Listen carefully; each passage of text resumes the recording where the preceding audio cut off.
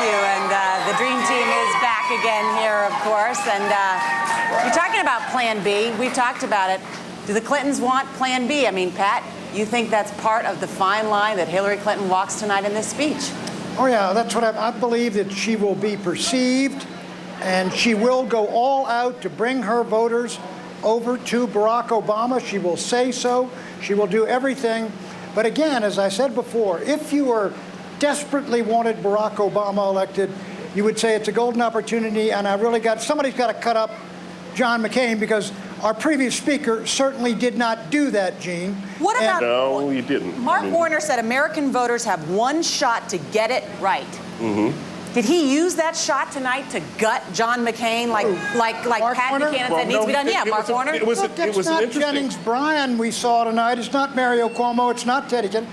With due respect, it was a nice little speech, but it's more about Mark Warner for the Senate than it was about Barack Obama for the presidency and getting rid of McCain and Bush and Cheney. Well, I think it was about one other thing, too. It was it was odd in that it was a speech to the Democratic Convention. It sounded like a speech that was really aimed at Republicans and independents to try to bring them into the fold by saying, you know, it's not necessarily all about party. It's about being right. It's about the future. Right. It's about... Mark Warner said, because this election isn't about liberal versus conservative. It's not about left versus right. It's about the future versus the past. We all kind of looked at each other when he said that phrase. Governing may not be about liberal versus conservative, but is this election about liberal versus conservative, Rachel? I feel like Mark Warner is a politician who visited us from the future tonight, and apparently in the future there is no Democratic Party.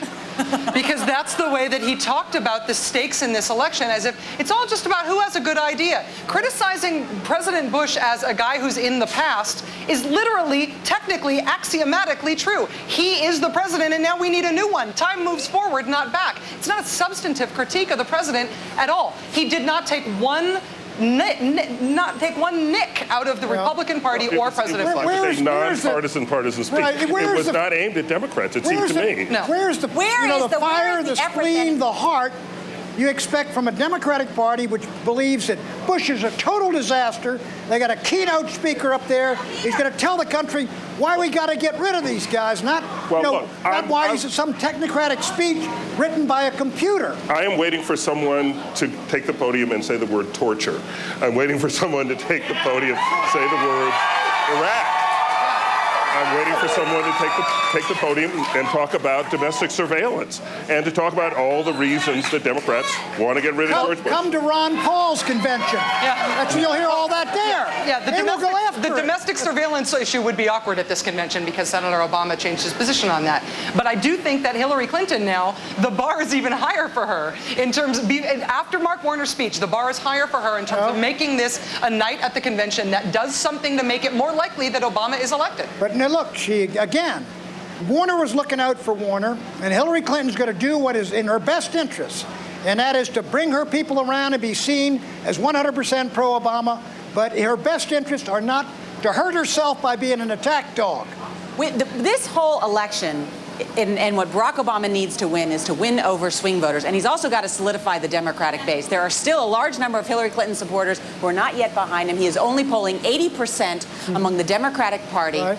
John Kerry had 89% of the Democratic Party. If Barack Obama can get that, he will go up 4 points in the national polls, according to Chuck Todd, our political director. Where is that tonight in what we have heard, or last night, that persuades those Democrats who are not yet behind him to say, I want Barack Obama? If you stand up and say, we are all things to all people, we're nothing really specific, but we're really all about moving past all the specifics of the fighting now, you're going to offend no one, but earn no votes. You have to define who you are, and you define it in part who and what you are against. Yes. This is what we don't. We've had enough of this. We are going against this, against him. I mean, Chris is right. Where is Cheney, for heaven's sakes? Cheney's at 18% or something. It's a free shot. Go after Cheney. Go after Bush. And those people, you can hit those guys. It matters that this is a country that 80% of the country thinks the country is on the wrong track. Exactly. You would think the Democratic That was the Party start. asking to change the party that controls the White House would be running on that. Instead, it's like, you know what? In the future, there won't be parties, and we'll all get along, and the policies will just be smart, and we won't fight. You know what? Nice idea.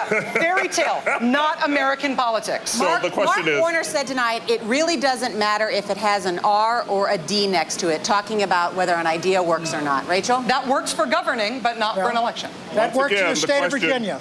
That works for a one-term governor in the state of Virginia. You're in there one term, get there, work with people, transportation through. It is not about America in the year 2008, which is a deeply divided country.